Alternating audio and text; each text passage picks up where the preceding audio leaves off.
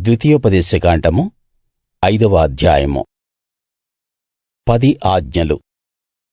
మోషే ఇశ్రాయేలు ప్రజలందరినీ పిలిపించి ఇలా చెప్పాడు: ఇశ్రాయేలు ప్రజలారా, నేను మీకు ఈ రోజు చెబుతున్న కట్టడలను, విధులను విని నేర్చుకుని వాటిని పాటించండి. మన దేవుడు యెహోవా హోరేబులో మనతో ఒప్పందం చేశాడు. ఆయన మన పూర్వీకులతో కాదు, ఈ రోజు ఇక్కడ జీవించి ఉన్న మనతోనే ఈ ఒప్పందం చేశాడు.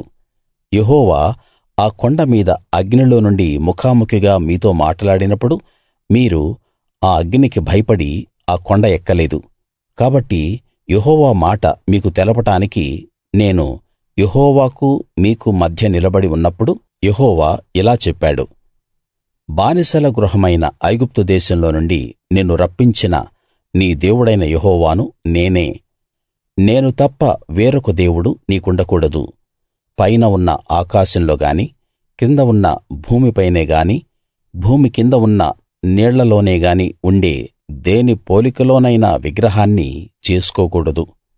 వాటికి నమస్కరించకూడదు, వాటిని పూజింపకూడదు. మీ దేవుడైన యెహోవా అనే నేను రోషం గల దేవుణ్ణి.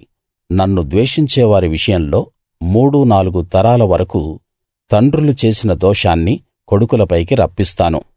నన్ను ప్రేమించి నా ఆజ్ఞలు పాటించేవారి విషయంలో 1000 తరాల వరకూ కరుణిస్తాను. మీ దేవుడు యెహోవా పేరును అనవసరంగా పలకకూడదు. యెహోవా తన పేరును అనవసరంగా పలికేవాణ్ణి దోషిగా ఎంచుతాడు. మీ యెహోవా దేవుడు మీకు ఆజ్ఞాపించినట్టు విశ్రాంతి దినాన్ని పరిశుద్ధంగా ఆచరించండి. 6 రోజులు మీరు కష్టపడి మీ పని చేయాలి. 7ో రోజు మీ యెహోవా దేవునికి విశ్రాంతి దినం. ఆ రోజు మీరు, మీ కొడుకు, కూతురు, దాసుడు లేక దాసి, మీ ఎద్దు లేక గాడిద, మీ పశువుల్లో ఏదైనా సరే, మీ ఇంట్లో ఉన్న పరదేశితో సహా ఏ పనీ చేయకూడదు. ఎందుకంటే మీకులాగా మీ దాసుడు, మీ దాసి కూడా విశ్రాంతి తీసుకోవాలి.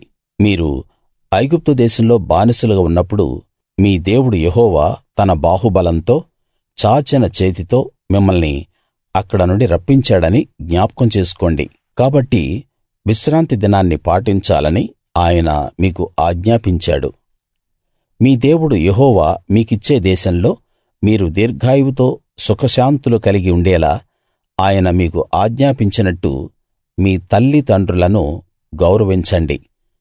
హత్య చేయకూడదు, వ్యభిచారం చేయకూడదు, దొంగతనం చేయకూడదు, మీ సాటి మనిషికి వ్యతిరేకంగా అబద్ధ సాక్ష్యం చెప్పకూడదు, మీ పొరుగువాడి భార్యపై ఆశపడకూడదు, మీ పొరుగువాడి ఇంటిని, పొలాన్ని, పనివాణ్ణి, పనికత్తెని, ఎద్దును, గాడిదను, ఇంకా అతనికి చెందిన దేనినీ ఆశించకూడదు.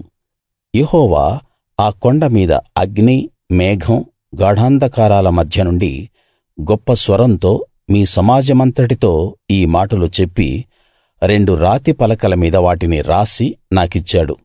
ఇంతకు మించి ఆయన మరేమీ చెప్పలేదు.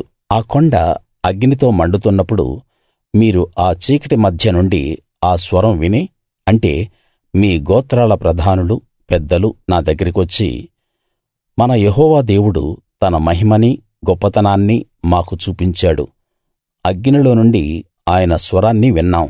దేవుడు మానవులతో మాట్లాడినప్పటికీ వారు బతికి ఉండగలరని ఈ రోజు గ్రహించాం.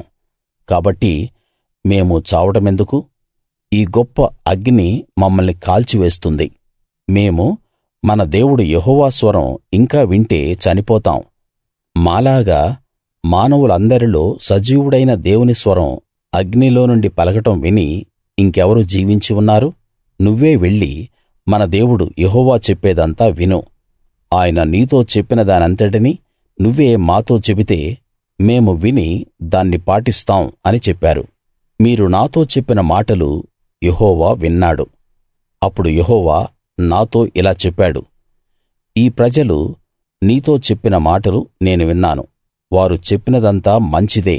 వారికి, వారి సంతానానికి ఎప్పుడూ సుఖశాంతులు కలిగేలా వారు నా పట్ల భయభక్తులు కలిగి నా ఆజ్ఞలన్నిటినీ పాటించే మనస్సు వారికి ఉండటం మంచిది. వారి వారి గుడారాల్లోకి తిరిగి వెళ్ళమని వారితో చెప్పు. నువ్వు మాత్రం ఇక్కడ నా దగ్గర ఉండు. నువ్వు వారికి బోధించాల్సిన కట్టడలను విధులను నేను నీతో చెబుతాను. వారు స్వాధీనం చేసుకోడానికి నేను వారికి ఇస్తున్న దేశంలో వారు ఆ విధంగా ప్రవర్తించాలి. మీరు కుడికి ఎడమకి తిరగకుండా మీ దేవుడు యెహోవా ఆజ్ఞాపించిన విధంగా చేయడానికి జాగ్రత్త పడాలి. మీరు స్వాధీనం చేసుకోబోయే దేశంలో నివసిస్తూ సుఖశాంతులతో దీర్ఘాయుష్మంతులయ్యేలా మీ దేవుడు యెహోవా మీకు ఆజ్ఞాపించిన మార్గాలన్నిటిలో నడుచుకోవాలి.